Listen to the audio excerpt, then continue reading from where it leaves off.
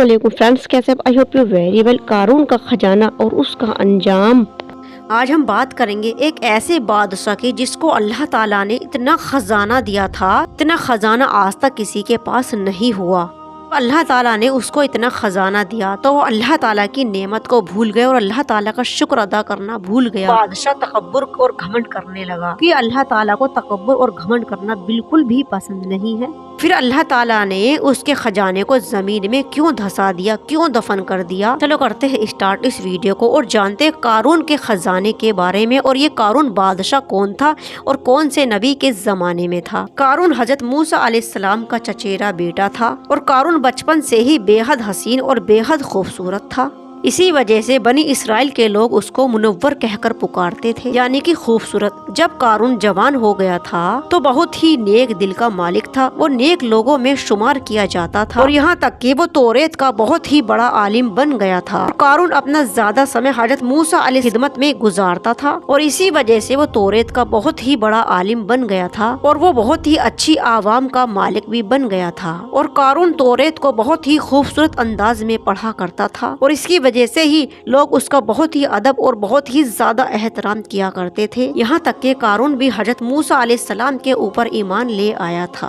जब बनी इसराइल को तब्तियों की गुलामी से आजादी मिली तो कारून भी अपनी कौम के लोगों के साथ मिस्र को छोड़कर सरजमी ए माऊद की तरफ हिजरत की, यानी कि चले गए थे। और यहाँ से हिजरत करने के बाद कारून के हालात एकदम से बदल गए थे और इसके हाथों में बेशुमार दौलत आनी शुरू हो गई थी। और देखते ही देखते रात और दिन वो कौम का सबसे अमीर शख्स बन गया था। उसके बाद वो सूद का कारोबार करने लगा था और लोगों की फसलों को खरीद कर और कई महीनों तक उनको छुपा कर रखता था और फिर महंगे दामों पर उन फसलों को बेच दिया करता था। यहाँ से कारून के दिल में लालच बढ़ता चला गया।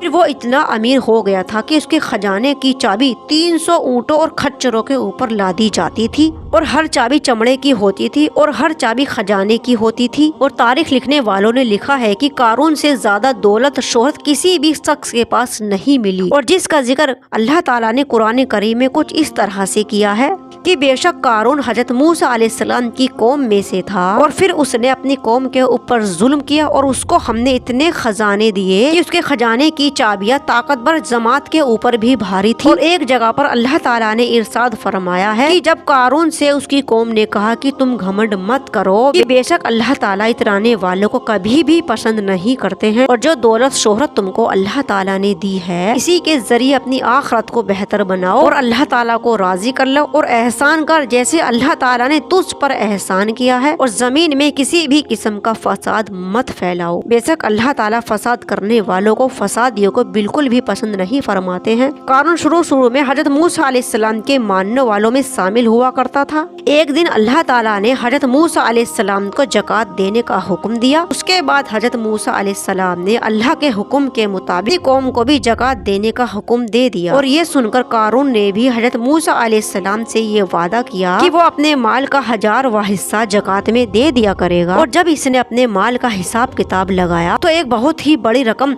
ज़कात के लिए निकल रही थी और ये देखकर उसके दिल में लालच पैदा हो गया था और ये सब देख के वो ज़कात के खिलाफ ही हो गया। उसके बाद उसने एक बहुत ही गंदी चाल चली। उसने बनी इसराइल में से ही एक गिरोह को जमा किया और जो उसके हिमायती थे उनको भी जमा किया। बनी इसराइल के लोग, हजरत मूसा अलैहिस्सलाम ने हमें क्या हुक्म दिए हैं जिसे हम सब ने माना है और उनके ऊपर अमल भी किया है, लेकिन अब मूसा अलैहिस्सलाम का इरादा बिल्कुल बदल गया है। अब वो तुमसे ही तुम्हारी दौलत को छीनना चाहते हैं। कारून ने अपनी कौम में से एक औरत को कुछ पैसे देकर हजरत मूसा अलैहिस्सलाम के ऊपर इल्जाम लगवाने के लिए कहा ताकि बनी इसराइल के सामने हजरत मूसा अलैहिस्सलाम को बुरा साबित कर दिया जाए। उसके बाद उसने अपनी कौम के लोगों को जमा किया और हजरत मूसा अलैहिस्सलाम से पूछा कि जिन्हा करने की क्या सजा है। तो हजरत मूसा अलैहिस्सलाम ने सुनकर फरमाया कि जो भी जिन्हा करेगा चाहे उसकी बीवी हो तो उसको शर्मसार किया जाएगा लोगों के सामने, यहाँ तक कि वो मर जाए। कारून ने कहा कि हजरत मूसा अलैहिस्सलाम अगर ये काम आपने किया हो तो आपके लिए क्या सजा का हुक्म है। तो हजरत मूसा अलैहिस्सलाम ने कहा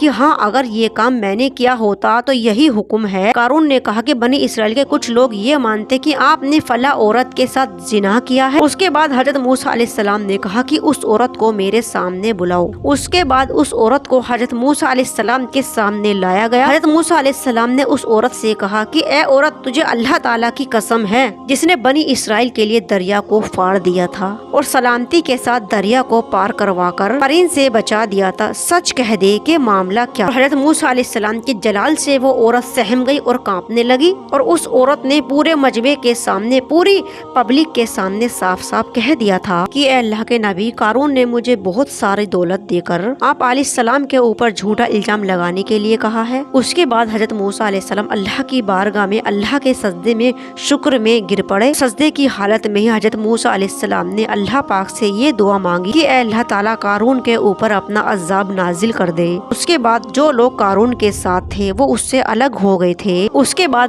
حضرت موسیٰ علیہ السلام نے اللہ تعالیٰ کے حکم سے زمین کو حکم دیا کہ اے زمین، قارون کو اور اس کے خزانے کو ختم کر دے۔ اس کے بعد زمین پھٹ گئی اور قارون کا خزانہ اور جو اس کے ماننے والے تھے تو وہ سبھی لوگ زمین میں دھسنے لگ گئے تھے، اور یہ دیکھتے ہی دیکھتے قارون کا محل، اس کا خزانہ اور سب کچھ زمین میں دھس گیا تھا۔ اس کے بعد جب یہ سب کچھ زمین میں دھس گیا تھا تو زمین دوبارہ سے بند ہو گئی، اور جو چیز ہمیں دی گئی ہے وہ صرف دنیا میں ہی اور دنیا تک ہی کام آنے والی ہے، جبکہ قارون کو بھی دنیا والی زندگی کا سامان دیا گیا تھا، اور جب سب سے زیادہ اس کو خزانہ دے دیا گیا تھا تو اس کے اوپر غرور اور تکبر کرنے لگا تھا، اور وہ بھی فرعون کی طرح عذاب سے نہیں بچ سکا۔ سوچنے کی بات ہے کہ ہمارے پاس قارون اور فرعون سے بھی زیادہ مال اور دولت ہے۔ فرعون کو اور اس کی دولت کو اللہ کے عذاب سے کوئی نہیں بچا سکا، اسی طرح قارون کو حضرت موسیٰ علیہ السلام سے رشتہ داری، اس کے خزانوں سے کوئی بھی فائدہ نہیں ہو سکا۔ ہمیں غرور کس بات کا؟ اسی لیے یاد رکھو، اگر ہم بھی اس کی طرح دولت اور شہرت کے اوپر گھمنڈ کرتے ہیں،